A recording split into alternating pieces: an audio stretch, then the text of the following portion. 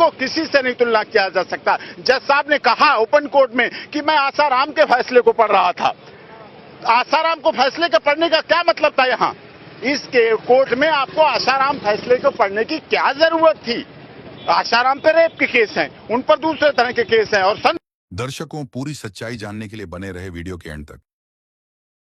रामपाल के भविष्य को लेकर आगे क्या कुछ हो सकता है, इसी पर बात करने के लिए रामपाल के वकील एपी सिंह जी इस वक्त हमारे साथ मौजूद हैं। एपी सिंह साहब, 2 अलग-अलग एफआईआर में 4 तरह की सजा जो है मोटे तौर पर वो सामने आई है। आजीवन कारावास यानी आखिरी सांस तक रामपाल जी को जेल में रखने का जो फैसला है वो कोर्ट की तरफ से दिया गया। कल भी इसी तरीके का फैसला था, आज एक बार फिर वही फैसला दोहराने का काम कोर्ट की तरफ से किया गया।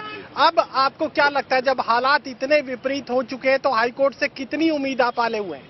नहीं, हाईकोर्ट से हमें पूरी तरह से उम्मीद है, क्योंकि हालात जो विपरीत हुए उसका साफ कारण जजमेंट में भी आ रहा है। जजमेंट में लास्ट पैराज में आपने देखा होगा, कहा कि मुझे ये केस अंतिम क्षणों में असाइनमेंट किया गया, मुझे लास्ट क्षणों में मिला, जिसकी वजह से मुझे जल्दबाजी में फैसला दिया जल्दी में। तो जल्दबाजी में कभी फैसला नहीं देना चाहिए, आराम से उसे पढ़िए, आपके पास टाइम है। एक्यूज तो हमारे जुडिशियल कस्टडी में है, जो जेल में है, जेल में हम तो कुछ कह नहीं। तो उसमें जल्दबाजी के वजह से फैसला जो दिया गया उसमें इसलिए त्रुटियां रहीं, इसलिए कमियां रहीं। हो सकता है, हमें सम्मान है, लर्नड ट्रायल कोर्ट का हम बहुत सम्मान करते हैं, यहीं से तो फाइल सुप्रीम कोर्ट तक पहुंचती है और यहां से ही इनके जजमेंट की कमियां हाई कोर्ट पहुंचेंगी, फिर हाई कोर्ट में इस बात को रखा जाएगा, देखा जाएगा और समझा जाएगा।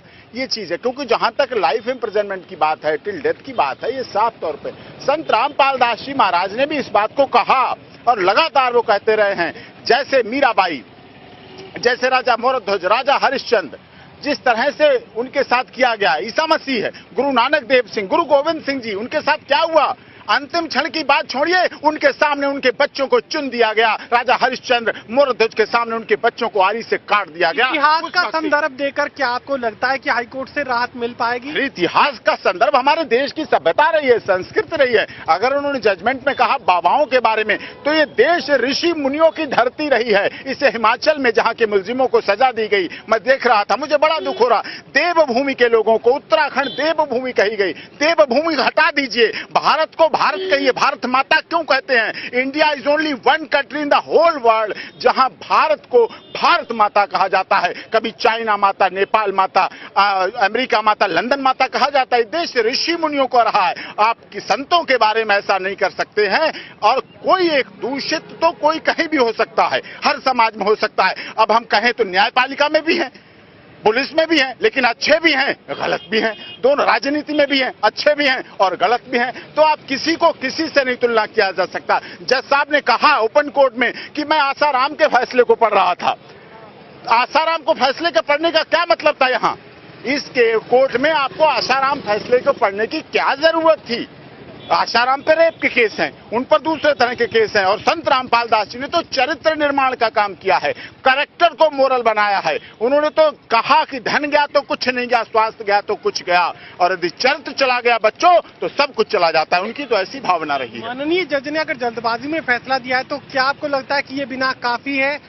आखिरी सांस तक जेल के भीतर जो रखने का फैसला दिया गया उससे बाहर निकाल लेंगे? ये गलत है और हम इसीलिए इस जजमेंट को हाई कोर्ट में चैलेंज करेंगे। कुछ संत रामपाल दास जी को आप आखिरी क्षण तक जेल में रहने की बात कर रहे हैं, उनका तो एक एक क्षण बाहर जरूरत है। अगर आप देश से कन्या भ्रूण हत्या हटाना चाहते हैं, दहेज शादियां करवाना चाहते हैं, जात प्रथा को खत्म करना चाहते हैं, नशे से उन्मूलन चाहते हैं, उनके कार्य तो सरकारों के पैरेलल चलते थे। सरकार अरबों रुपए लगा देती है इन सब कुरीतियों को दूर करने के लिए समाज से, और संत रामपाल दास जी का एक उपदेश, एक वचन लोगों को रास्ता दे देता था, लोगों को जीवन दे देता था। कब तक ये तमाम केसेस हाई कोर्ट के पटल तक पहुंच जाएंगे? अब जजमेंट हमें मिलेगा, जजमेंट मिलना चाहिए तुरंत, लेकिन अब मिलेगा, जैसे मिलेगा कोई बात नहीं, मिलेगा, हम उसको प्रॉपर तरीके से संत रामपाल दास जी से और उनसे बात करके पूरी तरह से उसको फाइल करेंगे। और हमें आशा ही नहीं अपितु पूर्ण विश्वास है हाई कोर्ट इस बात को सुनेगी और समझेगी और जानेगी। जब उनके कार्यों को हमने दिया, फोटो स्टेट लगा के बंच करके दिया, जिस तरह से पूरे देश में मानवता भलाई के कार्य चल रहे हैं और अप्रिशिएट करें। ब्लड डोनेशन करना छोटी बात है, रक्तदान करना दुनिया में ऐसी चीज केवल रक्त है जो कोई फैक्ट्री कोई वैज्ञानिक नहीं बना पाया है। रक्त को रक्तदान से ही पूरा किया जाता है। लोग अपने अंग दान कर रहे हैं, जीवन दान कर रहे हैं लोगों संत रामपाल दास जी की शिक्षा पर चलते हुए। और आप ऐसे व्यक्ति को उम्र भर जेल में रखने की बात करते हैं, अरे उसको तो पालकी पर बैठाल के समाज के सामने ले जाइए, तब आपके साथ ये न्याय माना जाएगा। फैसलों की नजर से हालात कितने भी विपरीत हों, लेकिन रामपाल के वकील इस बात का आश्वासन दे रहे हैं, इस बात का यकीन रखे हुए हैं कि हाईकोर्ट से उन्हें राहत जरूर मिलेगी। कैमरामैन विशाल के साथ महेश कुमार, टोटल न्यूज, हिसार। दर्शकों, इस वीडियो से साफ हो जाता है कि संत रामपाल जी महाराज जी पर जितने भी मुकदमे लगाए गए, जितने भी आरोप लगाए गए हैं, वो सब झूठे हैं। उन पर बनाए गए सभी मुकदमे झूठे हैं और बेवजह तंग किया जा रहा है। वहीं रामपाल ने पूरे प्रकरण की सीबीआई से जांच कराने की मांग की है। वो सब झूठे बकवास है, इनकी मनगढ़ंत कहानियां हैं। समय आने दे, देखेंगे इनको। क्या आप सीबीआई जांच की मांग कर रहे मामले? बिल्कुल करते हैं, सारे मामले झूठे, पहले भी झूठे, बाद में झूठे कर दिए उन्होंने। देश करो, ऐसी नेक आत्मा जो देश का मामला गलत है, होगा सब गलत।